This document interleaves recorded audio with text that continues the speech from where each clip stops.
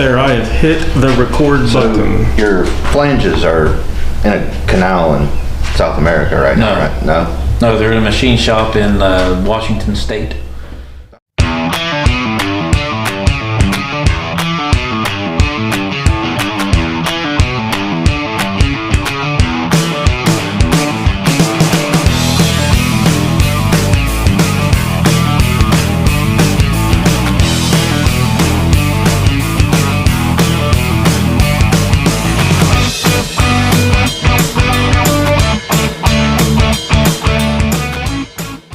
So, I know you guys haven't seen some, Adam, over there. Over here.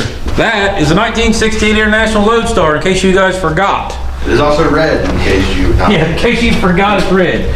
So the last time you guys seen this truck, that happened. We had the junk in the trunk video, which is my airbag, full suspension on the GM14 bolt, all that good stuff. If you have not seen that video, and you want to see how I put all that together, there's several videos about building the whole back end of this thing, taking the factory rear axle out and all that. So, unfortunately, we cannot air the bloopers because we don't have a PG-13 rating. So that's the reason why I don't get a lot of talking parts most of the time. He's getting better, guys. Somewhat. Every day. So the thing is, basically, from here forward on the truck is stock, with the exception of the leaf springs we removed. So, other than that, tall stock. That's changing. I'm working on it. The next thing we really want to do on this truck is start prepping the front suspension and blow the nose off the front of the truck, reposition the radiator and have it fixed because it leaks. And if you guys watch your other videos, you know it leaks badly. So, but over here, the last video you've seen IDI related is I'm working on this skid right now. Now today, and I'm not going to film this, I'm probably going to work on what it's going to take to come off of here to support this, because we do have some other things I want to do to this as it sits here. We want to add the transmission. I'm going to say probably some angle iron. Yeah. Well, I have a friend right now who is working on my adapter, the measurements we took off this. You say this. I'm interrupting you again. So, good news, guys. We thought to get the starter to connect to the flywheel, we thought we were going to have to make another adapter all the way around the back, and turns out we don't need it. We just need the adapter to the back of the track. Yeah, so IDI guys, if you're thinking about doing one of these SA2 flywheel housings to use a larger transmission, and in our case we're using a Spicer 6+1 out of a dump truck, what I'm doing is we bolted this directly to the IDI. I do need to get some grade 8 bolts. These are just temporary. We were just mocking everything up. 1 5/16 is how thick the adapter is going to be. The next part about that is when Brian finishes the adapter, I need to take the flywheel, that adapter bolted to it, and the flex plate that came off of this engine to a machine shop and have them balance the flywheel to match the balance of the flex plate, because it matches the balance for this motor. After they curse him and call him a madman. Yeah, they're going to look at me like I'm stupid, and I'm used to it. So, but yes, that's imperative for getting rid of some vibration. Don't get me wrong, it's a diesel, it's an old truck, and it's going to vibrate, but I want to try and be easy on the crank bearings as possible. So I'm going to have it balanced. So that's money and time, trying to get, because then once I drop it off to them, I'll have to wait time on that. The next thing that I've done is no matter what I have done, I don't like those exhaust manifolds. I don't care for them at all. I can't arrange them. I'm looking at how I'm going to connect my turbo. A lot of the factory setups, or well, not factory, aftermarket for factory application, has the crossover pipe come down and around. My transmission and the flywheel housing is so big that, I'm not saying I can't do it, but the exhaust have to really come down and around. I don't want to do that. So I've been talking to Justin from IDI, or R&D Performance, which is IDI Performance stuff.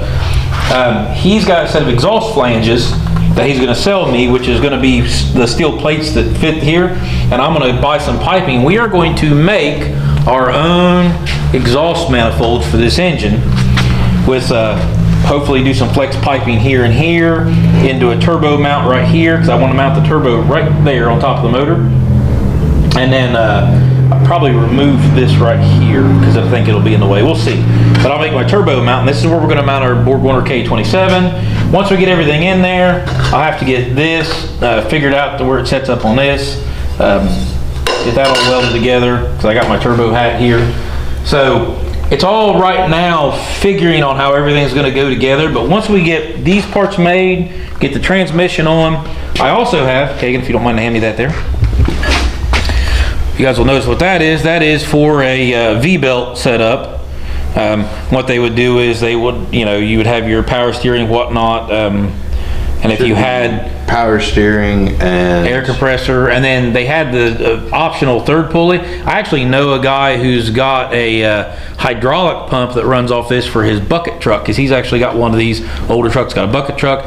Or if you had an air compressor for some reason on a medium duty truck, that's why the third pulley was available. So anyways, I'm not using that. Because if you guys actually know or have looked into, usually V-belts are great for an older style system whenever you don't need a lot of performance out of it. And they squeak and they make noises. And you get a lot of friction, it removes energy. Keep talking. I'll keep talking? Yeah, keep talking. Entertain. This is a first. I was left alone. On camera. I know. All right, guys. But yeah, no, V-belt systems, they were great for what they were for, but whenever you do anything performance, you want to upgrade to a serpentine belt. They're better for the performance application, and with the setup that I believe that he's going to get, we can run everything off of a serpentine belt and we'll be absolutely great. And all your modern vehicles have a serpentine belt. See, I knew it wouldn't last long.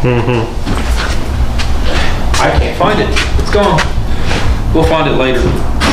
Kagan moved stuff around that bucket stuff. That's what done it. It's all your fault, Kagan. Oh yeah, I moved a bucket. So anyways, I have a serpentine pulley for the front of this, and I also have all the other pulleys necessary. I have a power steering pump, an alternator, an AC compressor, and the AC compressor is the most important part, yes, guys. It is. In case you haven't noticed, we are not exactly small fellas, and it will get warm. The funniest part about this is these engines were put in older trucks. They still ran vacuum braking systems on.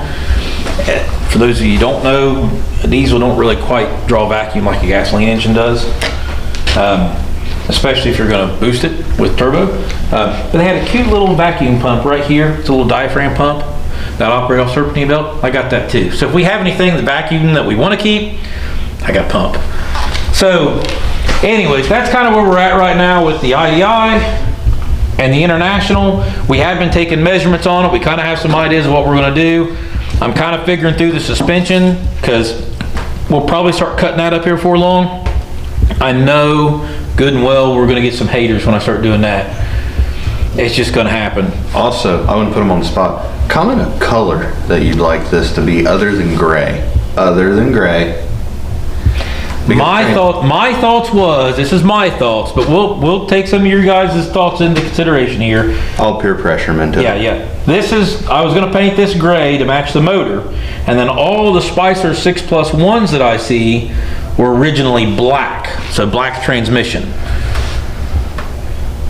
Kagan thinks I ought to paint it red. So let us know what you think. International red. I think it would be a good idea. 3 colors in there, look a little weird, look a little showy. I think it'll look a little bit more factory and be the gray and the black that look clean.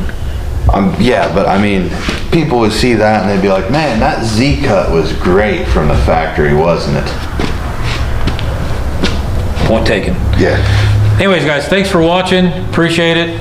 Those comment below. Let us know what you're thinking, what you're thinking of the project, what you think of the video, or where you think the direction we ought to head in. See you guys later. See you guys.